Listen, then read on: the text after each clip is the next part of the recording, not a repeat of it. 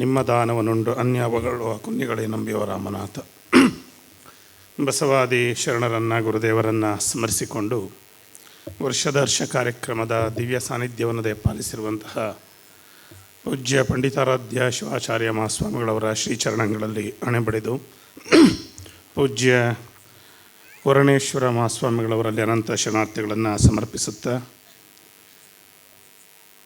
ಬಸವತತ್ವ ಪ್ರತಿಪಾದಕರು ನೇರ ನಿಷ್ಠುರವಾಗಿ ತಮ್ಮ ವಿಚಾರಗಳನ್ನು ಮಂಡಿಸುವಂತಹ ಜೆ.ಎಸ್. ಪಟೇಲ್ರವರೇ, ಆತ್ಮೀಯರಾದಂತಹ ಸಿದ್ದು ಯಾಪಲ್ಪರ್ವಿರವರೇ, ಎಲ್ಲ ಶರಣ ಬಂಧುಗಳೇ, ತಾಯಂದಿರೇ, ಪುಟಾಣಿ ಮಕ್ಕಳೆಲ್ಲರಿಗೂ ಶರಣಾರ್ಥಿಗಳು.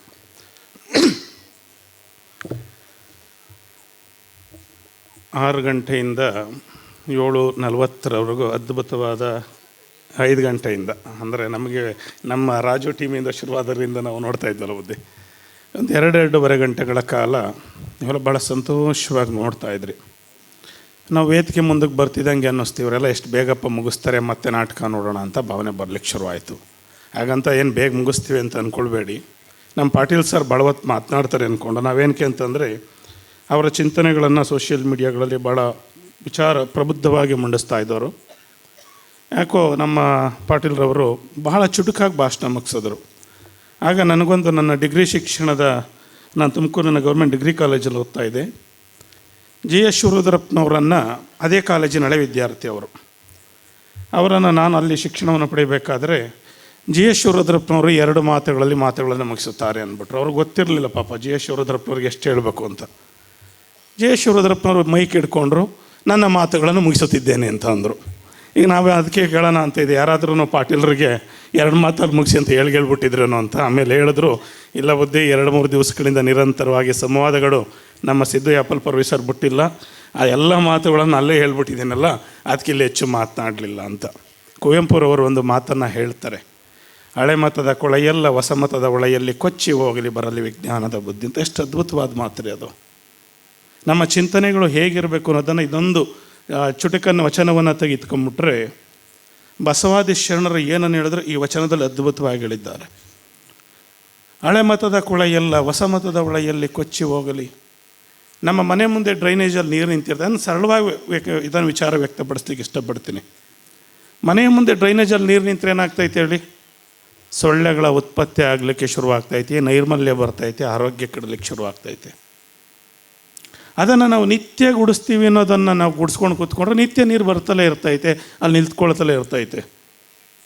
ಆದರೆ ನಿರಂತರವಾಗಿ ಹರ್ಕೊಂಡು ಹೋಗಂಗೆ ಮಾಡಿಬಿಟ್ರೆ ಆ ನೀರನ್ನು ಯಾವ ಮಟ್ಟೆಯೂ ಅಲ್ಲಿ ಇಡ್ಲಿಕ್ಕೆ ಸಾಧ್ಯವಿಲ್ಲ. ಅದು ಇಡ್ಲಿಕ್ಕೆ ಸಾಧ್ಯವಿಲ್ಲ ಅನ್ನೋದು ಯಾಕೆ ಸಾಧ್ಯವಾಗ್ತಾಯಿದಪ್ಪ ಅಂತಂದರೆ, ಹರಿದು ಹೋಗುವ ರಭಸ ಇರ್ತೈತೆ ಅಲ್ಲ, ಎಲ್ಲ ಮಟ್ಟಗಳನ್ನು ಕೊಚ್ಕೊಂಡು ಹೋಗ್ತಿರ್ತೈತೆ. ನಮ್ಮಲ್ಲಿರುವ ಮೌಢ್ಯತೆಗಳನ್ನು ಕೊಚ್ಕೊಂಡು ಹೋಗುವಂಥ ಶಕ್ತಿ ಯಾವ್ದಕ್ಕಾದ್ರೂ ಇದ್ದರೆ ಅದು ವಿಜ್ಞಾನದಿಂದ ಮಾತ್ರ. ಅದು ಬಸವಾದಿ ಶರಣರು ಕೊಟ್ಟಿದ್ದು ವಿಜ್ಞಾನ ಅಂತ ಅಂದ್ಬಿಟ್ರೆ ನಾವು ಪುಸ್ತಕದಲ್ಲಿ ಓದೋ ವಿಜ್ಞಾನವಲ್ಲ, ಪ್ರಶ್ನೆ ಮಾಡುವ ಮನಸ್ಥಿತಿ ವಿಜ್ಞಾನ ಅಂತ. ಅಂದರೆ ಪ್ರತಿಯೊಂದನ್ನು ಪ್ರಶ್ನಿಸುವ ಮನಸ್ಥಿತಿಯನ್ನು ಬಸವಾದಿ ಶರಣರು ಕೊಟ್ಟರು.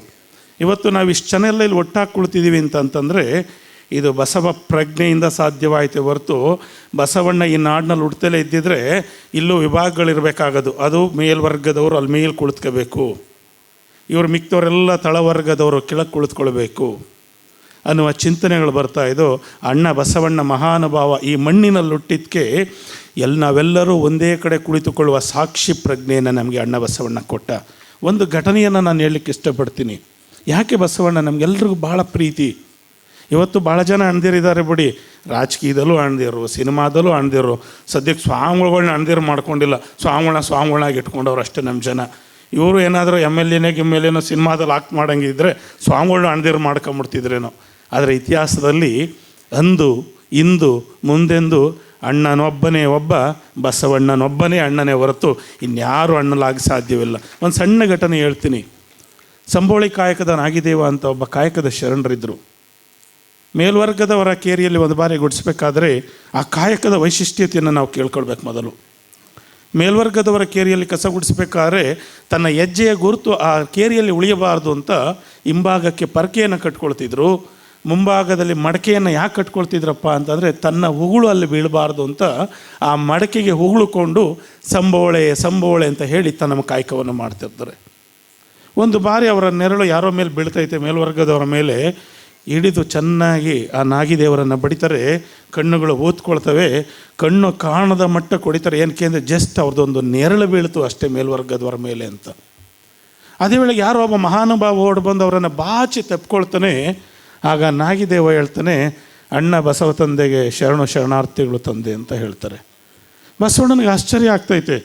ತಂಪಿಕೊಂಡವನು ಬಸವಣ್ಣನೇ ಎಂದು ನಿನಗೇಗೆ ಅರ್ಥವಾಯಿತು ಅಂತಂದಾಗ, ಕಲ್ಯಾಣದಲ್ಲಿ ನೊಂದವರು, ಬೆಂದವರು, ತುಳಿತ ಕೊಳೆಗಾದವರು, ಪಂಚಮರು, ಅಸ್ಪೃಶ್ಯರು, ಕನಿಷ್ಠರು ಇವರೆಲ್ಲರನ್ನು ಬಾಚಿ ತಬ್ಬಿಕೊಳ್ಳುವನು ಅಣ್ಣನೇ ಹೊರತು ಇನ್ಯಾರಿಂದಲೂ ಸಾಧ್ಯವಿಲ್ಲ.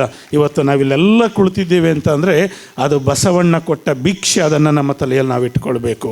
ಪೂಜ್ಯರು ಇವತ್ತು ಅದ್ಭುತವಾದ ಕಾರ್ಯಕ್ರಮವನ್ನು ಮಾಡ್ತಿರ್ತಾರೆ. ನಮ್ಮಲ್ಲಿ ಬಹಳ ಜನ ಇದ್ದಾರೆ ಸ್ವಾಮಿಗಳು, ಮೌನ ಮಾಡುವ ಸ್ವಾಮಿಗಳು ಬಹಳ ಜನ. ಏನಕ್ಕೆ ಅಂತಾರೆ, ಏನು ಮಾತನಾಡ್ರೆ ಯಾಕೆ ಸಮಸ್ಯೆ ಆಯ್ತದೋ, ನಾನು ಮೌನವಾಗೇ ಕೂತ್ಬಿಡ್ತೀನಿ ಕಣ್ರಿ ವರ್ಷಗಟ್ಟಲೆ. ಏನಕ್ಕೆ ಅಂತಂತಂದರೆ ಪಾಪ ಪುಸ್ತಕದ ವಿಚಾರ ಮಸ್ತಕಕ್ಕೆ ಹೋಗಿರಲ್ಲ, ಏನು ಹೇಳಲಿಕ್ಕೂ ಬರಲ್ಲ, ಸುಮ್ಮನೆ ಮೌನವಾಗಿ ಕೂತ್ಕೊಂಡ್ಬಿಡ್ತೀವಿ ಅಂತ ಕೂತ್ಕೊಂಡ್ಬಿಟ್ರೆ ಅವರು ಮಹಾನ್ ತಪಸ್ವಿಗಳು. ಇನ್ನು ಬಹಳ ಜನ ಇರ್ತಾರೆ, ಹೇಳುವುದು ಮಾತ್ರ ಅದ್ಭುತವಾದದ್ದು. ನಮ್ಮಲ್ಲಿ ಭಾಳ ಜನ ಸ್ವಾಮಿಗಳಿದ್ದಾರೆ, ಅದ್ಭುತವಾಗಿ ಬಸವ ತತ್ವವನ್ನು ಹೇಳ್ತಾರೆ. ನಾನು ಇಡೀ ಜೀವನದಲ್ಲಿ ಅವ್ರ ಮಠಕ್ಕೆ ಕಾಲೇ ಇಡೋಕ್ಕಾಗಿಲ್ಲ. ಏನಕ್ಕೆ ಅಂತಂದರೆ ನಮ್ಮ ಕಾರಲ್ಲೇ ಡ್ರಾಪ್ ಕೊಡ್ತೀವಿ, ಸ್ವಾಮಿಗಳೇ ನೀವು ಹೋಗ್ಬಿಡಿ ಸಾಕು, ನಾನು ಹಿಂಗೆ ಹೊಂಟೋಯ್ತೀನಿ. ಏನಕ್ಕೆ ಅಂತಾರೆ, ಬಂದರೂ ಒಂದು ಲೋಟ ನೀರು ಕೊಡಬೇಕಾಯ್ತದೆ ಅನ್ನುವ ಸ್ವಾಮಿಗಳು ಭಾಳ ಜನ ಇದ್ದಾರೆ. ಇನ್ನು ಕೆಲವರು ಸ್ವಾಮಿಗಳಿದ್ದಾರೆ, ನಾನು 24 ಗಂಟೆಯೂ ಪೂಜೆ ಮಾಡ್ತೀನಿ ಕುಳಿತುಕೊಂಡು. ನಾನು ಹೇಳ್ತೀನಿ, ಸಮಾಜವೇ ಲಿಂಗವಾಗಿದ್ದಾಗ ನೀವು ಸಮಾಜ ಸೇವೆ ಮಾಡಿ ಸ್ವಾಮಿ. ಏನಕ್ಕೆ ಅಂತಂದರೆ ನಮ್ಮಲ್ಲಿ ಈ ಒಂದು ದುರಂತವನ್ನು ನಾವು ಯೋಚನೆ ಮಾಡಬೇಕು. ಭಕ್ತಿ ಮತ್ತು ಶ್ರದ್ಧೆಗೆ 2 ಡಿಫ್ರೆನ್ಸ್ ಇದೆ. ನಂಬಿಕೆ ಮತ್ತು ಶ್ರದ್ಧೆಗೆ. ಶ್ರದ್ಧೆ ಅಂದ್ರೇನು, ಮಾಡುವ ಕಾಯಕವನ್ನು ನೀವು 5 ನಿಮಿಷವೇ ಮಾಡಿ ನಿಷ್ಠೆಯಿಂದ ಮಾಡಿ. ಬೆಳಗ್ಗೆ 5 ನಿಮಿಷ ಶಿವಪೂಜೆ ಮಾಡ್ತೀರಾ, ಲಿಂಗ ಪೂಜೆ ಮಾಡ್ತೀರಾ, ಏನೋ ಮಾಡಿ ನಿಷ್ಠೆಯಿಂದ ಮಾಡಿ. ಭಾಳ ಜನ ನೋಡಬೇಕು, ಲಿಂಗ ಇಟ್ಕೊಂಡು ಕೂತಿರ್ತಾರೆ, ಏನು ಮಾಡಿದ್ಯಾ, ಅದು ನಂಬಿಕೆ ಅಷ್ಟೇ, ಅವ್ರು ಏನಲ್ಲ ಶ್ರದ್ಧೆಗಳಿರಲ್ಲ. ಇನ್ನು ಊರ ಮುಂದೆ ಬಸವಣ್ಣನ ದೇವಸ್ಥಾನ ಮುಂದೆ ಗಾಡಿ ಓಡಿಸ್ಕೊಂಡು ಹೋಗ್ತಿರ್ತಾರೆ ಫೋನಲ್ಲಿ, ಹಿಂಗೆ ಬಂತಿದ್ದಂಗೆ ಹಿಂಗೆ ಅನ್ನೋದು. ಭಾಳ ಜನ ನೀವು ಮಾಡ್ತಿರ್ತೀರ, ಆ ದೇವಸ್ಥಾನ ಮುಂದೆ ಹೋಯ್ತಿದ್ದಂಗೆ ಹಿಂಗೆ ನಡ ಬಗ್ಗಿಸ್ಬಿಡೋದು. ಅದು ಬರೀ ನಂಬಿಕೆ. ನಂಬಿಕೆಯಿಂದ ಯಾವುದೂ ಆಗುವುದಿಲ್ಲ. ಮಾಡುವ ಕಾಯಕದಲ್ಲಿ ಶ್ರದ್ಧೆಯಿಂದ ಮಾಡಬೇಕು.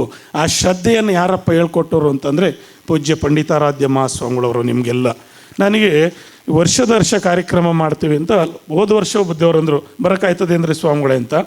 ಇಲ್ಲ ಬುದ್ಧಿ, ನನಗೊಂದು ಸ್ವಲ್ಪ ಕೆಲಸಗಳಿರ್ತವೆ ಅಂತ ಅಂದೆ. ಈಗ ಸ್ವಲ್ಪ ದಿವಸದಿಂದ ಫೋನ್ ಮಾಡಿದ್ರು, ನಾನು ಅಂದ್ಕೊಂಡು ಬಂದೆ. ನಾವೆಲ್ಲ ಸ್ವಲ್ಪ ಬೆಂಗಳೂರಿನ ಸಮೀಪದಲ್ಲಿರೋರಿಗೆ ಹೊಸ ವರ್ಷ ಅಂತಂದರೆ ನಮ್ಮ ಪರಿಕಲ್ಪನೆಗಳೇ ಬೇರೆ. ಹೊಸ ವರ್ಷ ಆಗಲೇ ನಮ್ಮ ಪಾಟೀಲರು ಸಾಹೇಬ್ರು ಹೇಳ್ದಂಗೆ ಇವತ್ತು ಬೆಂಗಳೂರಿನ ಎಲ್ಲ ಫ್ಲೈಓವರ್ಸ್ ಬಂದ್. ಬೆಂಗಳೂರಿನ 20,000 ಜನ ಪೊಲೀಸರನ್ನು ಡೆಪ್ಯೂಟ್ ಮಾಡಿದೆ ಸರ್ಕಾರ. ದುರಂತ ಏನಕ್ಕಪ್ಪ ಅಂತಂದರೆ ಕುಡಿದು ಬಿದ್ದವ್ರನ್ನ ಕರ್ಕೊಂಡೋಗಿ ಮನೆಗೆ ಅಂತ ಹೇಳಲಿಕ್ಕೆ ಅಷ್ಟೇ. ಇನ್ನೇನು ಒಳ್ಳೇದಕ್ಕೆ ಅವರನ್ನು ಅಲ್ಲಿ ಡೆಪ್ಯೂಟ್ ಮಾಡಿಲ್ಲ. ಕುಡ್ದು ಎಲ್ಲೆಲ್ಲಿ ಮನೆಗಿರ್ತಾರೋ ಅವನ್ನೆಲ್ಲ ಮನೆಗೆ ಕರ್ಕೊಂಡೋಗಿ ಅಂತ ಹೇಳಲಿಕ್ಕೆ. ನಾನು ಯೋಚನೆ ಮಾಡ್ತಾಯಿದ್ದೆ, ಬುದ್ಧಿಯವ್ರು ಹೋಗಿ 31st ಹಾಕವ್ರೆ, ಏನು ಜನ ಬರ್ತಾರ ಬರಲ್ವಾ? ನನಗೆ ಇಲ್ಲಿ ಬಂದು ಒಂದು ಬಾರಿ ತಿರುಗಿ ನೋಡಿದಾಗ ಅನ್ನಿಸ್ತು, ಇದೆಲ್ಲ ನಾಟಕೋತ್ಸವ ನಡೆಯೋ ಸಮಾರಂಭದಲ್ಲಿ ಎಷ್ಟು ಜನ ಕುಳಿತಿರ್ತಾರೋ ಇವತ್ತು ಅಷ್ಟು ಜನ ಕುಂತಿದ್ದಾರೆ. ಅಂಥ ಶ್ರದ್ಧೆಯನ್ನು ಯಾರಪ್ಪ ತುಂಬಿರೋದು ಅಂತಂದರೆ ಪೂಜ್ಯ ಪಂಡಿತಾರಾಧ್ಯ ಮಹಾಸ್ವಾಮಿಗಳವರು. ಇವತ್ತು ಮಠಗಳಿದ್ದಾವೆ. ಭಾಳ ಜನ ನಮ್ಮಲ್ಲಿ ಚಿಂತಕರು ಹೇಳ್ತಿರ್ತಾರೆ, ಯಾಕೆ ಮಠಗಳು ಬೇಕು? ನಾವು ಅವರಿಗಿಂತ ಅದ್ಭುತವಾದ ಶಾಲೆಯನ್ನು ನಡೆಸ್ತಾ ಇದ್ದೀವಿ, ಅವರಿಗಿಂತ ನಾವು ಅಕ್ಷಯ ದಾಸೋಹಗಳನ್ನು ನಡೆಸ್ತಾ ಇದ್ದಾವೆ ನಮ್ಮ ಸಂಸ್ಥೆಗಳು. ಮಠಗಳ ಅಗತ್ಯತೆ ಏನಕ್ಕಿದೆ ಅಂತ ಭಾಳ ಜನ ನಮ್ಮಲ್ಲಿ ಯೋಚನೆ ಮಾಡ್ತಿರ್ತಾರೆ. ಅದಕ್ಕಿಂತ ಈಗೇನು ಭಾಳ ಜನ ಬೆಳಗ್ಗೆ 8 ಗಂಟೆಗೆ ಆನ್ ಮಾಡಿದ್ರೆ ಈ ಗುರೂಜಿಗಳ ಅಬ್ರ ಬೇರೆ ಇರ್ತಾಯಿತ್ತಲ್ಲ, ಸಾಕು ನಮ್ಮ ಗುರೂಜಿಗಳಾದ್ರೆ ಆಗಲ್ವಾ ಅಂತ ನಾನು ಹೇಳ್ತೀನಿ. ಮಠಗಳ ಅಗತ್ಯತೆ ಏಕಿದೆ ಅನ್ನೋದಕ್ಕೆ ಒಂದು ಸಣ್ಣ ದೃಷ್ಟಾಂತವನ್ನು ಹೇಳಿ ನನ್ನ ಮಾತನ್ನು ಮುಗಿಸ್ತೀನಿ. ಯಾರೋ ಒಬ್ಬ ಒಂದು ಊರಿನಲ್ಲಿ ಇದೆ, ಸಾಣೆಹಳ್ಳಿ ಅಂತಲೇ ತೆಗೆದುಕೊಳ್ಳೋಣ, ಓದಿ ಒಬ್ಬ ಬೆಂಗಳೂರಿಗೆ ಹೋಗಿದ್ದ, ಚೆನ್ನಾಗಿ ಉದ್ಧಾರ ಆದ ಬೆಂಗಳೂರಿನಲ್ಲಿ ಬಂದು. ಅಂದರೆ ಈಗ ಅಭಿವೃದ್ಧಿ ಆಗಿದೆ, ಒಂದು 50 ವರ್ಷ ಹಿಂದಕ್ಕೆ ಹೋಗೋಣ. ಆಮೇಲೆ ಏನು ಬುದ್ಧಿ, ನಮ್ಮ ರೋಡಲ್ಲೆಲ್ಲ ಬಂದು ನೀವು ಹಿಂಗೆ ಅಂತಿರಲ್ಲ ಅಂತ. ಒಂದು 50 ವರ್ಷದಿಂದ ನಮ್ಮ ಬೆಂಗಳೂರು ಪಕ್ಕದಲ್ಲಿ ಹಾಗೇ ಇತ್ತು ವಾತಾವರಣ. ಒಬ್ಬ ಬೆಂಗಳೂರು ಭಾಳ ಚೆನ್ನಾಗಿ ಬೆಳೆದ, ಊರಿಗೆ ಬಂದ. ಅವನಿಗೊಂದು ಆಸೆ ಐತಿ, ಈ ಗ್ರಾಮೀಣ ಭಾಗದಲ್ಲಿ ಓದಿರೋಂಥ ನಮ್ಮಂಥವ್ರಿಗೆಲ್ಲ ನಾವು ಇಷ್ಟೇ ಚೆನ್ನಾಗಿ ಬೆಳೆದ್ರೆ ನಮ್ಮ ಊರಿಗೆ ಏನಾದರೂ ಒಂದು ಸಣ್ಣದು ಮಾಡಬೇಕು ಅಂತ. ಅದು ಪೇಟೆ ಜನಕ್ಕೆ ಬರೋಲ್ಲ, ನಮ್ಮ ಗ್ರಾಮೀಣ ಭಾಗದ ಜನಕ್ಕೆ ಇರ್ತೈತೆ ಅದು. ನಮ್ಮ ಊರಿಗೆ ಏನಾದರೂ ಒಂದು ಮಾಡೋಣ ಅಂತ ಬಂದು ಊರಿನ ಯಜಮಾನರುಗಳನ್ನೆಲ್ಲ ಸೇರಿಸ್ತಾ, ನಾನು ನಮ್ಮ ಊರಿನಲ್ಲಿ ಒಂದು ಶಾಶ್ವತವಾದ ಕೆಲಸ ಮಾಡಬೇಕು ಅಂತ ಇದ್ದೀನಿ, ಒಂದು ಏನಾದರೂ ಹೇಳಿ. ಅವರೆಲ್ಲ ಹೇಳಿದ್ರು, ಒಂದು ದೇವಸ್ಥಾನ ಕಟ್ಟಿಸ್ಬಿಡಪ್ಪ, ನಮ್ಮೂರಿನಲ್ಲಿ ಒಂದು ಅದ್ಭುತವಾದ ಕೆಲಸ ಆಗ್ತೈತೆ. ಇವತ್ತು ಭಾಳ ಜನ ಅದನ್ನೇ ಹೇಳ್ತಿರ್ತಾರೆ, ಏನಾದರೂ ಮಾಡಬೇಕು ಅಂದ್ರೆ ಒಂದು ದೇವಸ್ಥಾನ ಕಟ್ಟಿಸ್ಬಿಡಪ್ಪ ಅಂತ. ಒಂದು ಒಳ್ಳೆಯ ಅದ್ಭುತವಾದ ಒಂದು ದೇವಸ್ಥಾನವನ್ನು ಕಟ್ಟಿಸ್ತಾ ಕೆಲವು ದಿವಸಗಳಲ್ಲಿ ಅವನ ಮನಸ್ಸಿಗೆ ನೋವಾಗ್ಲಿಕ್ಕೆ ಶುರುವಾಯಿತು. ಏನಕ್ಕಪ್ಪ ಅಂದರೆ ಊರಿನ ಸಮಗ್ರ ಜನವು ಆ ದೇವಸ್ಥಾನಕ್ಕೆ ಬರ್ತಿರ್ಲಿಲ್ಲ. ದೇವ್ರ ಮೇಲೆ ನಂಬಿಕೆ ಇರೋರು ಬರೋರು, ನಂಬಿಕೆ ಇಲ್ದವ್ರು ಅವ್ರು ಇರೋರು, ಇನ್ನು ಮುಸಲ್ಮಾನರು ಕ್ರಿಶ್ಚಿಯನ್ರು ಅವ್ರ ಪಾಡ್ಗೆ ಅವರಿದ್ದರು. ಮತ್ತೊಂದು ಬಾರಿ ಮೀಟಿಂಗ್ ಕರೆದ, ನಾನು ಮಾಡುವ ಕೆಲಸ ಊರಿನ ಸಮಗ್ರ ಜನತೆಗೂ ಯೂಸ್ ಆಗಬೇಕು, ಆ ಥರದ್ದು ಏನಾದರೂ ಒಂದು ಹೇಳಿ. ನೋಡಪ್ಪ, ಆಧುನಿಕ ದೇವಸ್ಥಾನಗಳು ಅಂತಂದರೆ ಶಾಲೆಗಳೇ. ನಮ್ಮೂರಲ್ಲಿ ಒಂದು ಅದ್ಭುತವಾದ ಕನ್ನಡ ಮಾಧ್ಯಮ ಶಾಲೆ ಕಟ್ಟಿಸ್ಬಿಡಪ್ಪ ನೀನು. ಒಂದು 4-5 ಕೋಟಿ ಖರ್ಚು ಮಾಡೋ ಒಂದು ದೊಡ್ಡ ಶಾಲೆ ಕಟ್ಟಿಸ್ತಾ ಮುಸಲ್ಮಾನರ ಮಕ್ಕಳು ಮದ್ರಾಸ್ಗಳಿಗೆ ಹೋಗ್ತಿದ್ರು, ಕ್ರಿಶ್ಚಿಯನ್ ಮಕ್ಕಳು ಕಾನ್ವೆಂಟ್ಗೆ ಹೋಗ್ತಿದ್ರು, ಇನ್ನು ಶ್ರೀಮಂತರ ಮಕ್ಕಳು ಇಂಟರ್ನ್ಯಾಷನಲ್ ಸ್ಕೂಲ್ಗೆ ಹೋಗ್ತಿದ್ರು, ಬಡವ್ರ ಮಕ್ಕಳು ಮಾತ್ರ ಕನ್ನಡ ಮಾಧ್ಯಮ ಶಾಲೆಗೆ ಬರ್ತಾಯಿದ್ರು. ಅದು ಅವನ ಮನಸ್ಸಿಗೆ ತೃಪ್ತಿ ಬರಲಿಲ್ಲ. ಕಡೆಗೆ ಒಂದು ದಿವಸ ಊರಿನಲ್ಲಿ ಮತ್ತೊಂದು ಬಾರಿ ಕೇಳ್ದ, ಅಲ್ಲಿ ಯಾರೋ ಒಬ್ಬರು ಯಜಮಾನ್ರು ಕುಂತಿದ್ರು. ಅವ್ರು ಹೇಳಿದ್ರು, ಲೇ ಮಗ, ಈ ಊರಿನವ್ರ ಮಾತು ಕೇಳ್ಕೊಂಡು ಯಾಕೆ ಹಾಳಾಯ್ತೀಯಾ? ನಮ್ಮೂರು ಹೊರಗಡೆ ಒಂದು ಮಠ ಇದೆ, ಆ ಸ್ವಾಮಿಗಳನ್ನ ಕೇಳ್ಬಿಡಲ್ಲ ಈ ಸರಿ.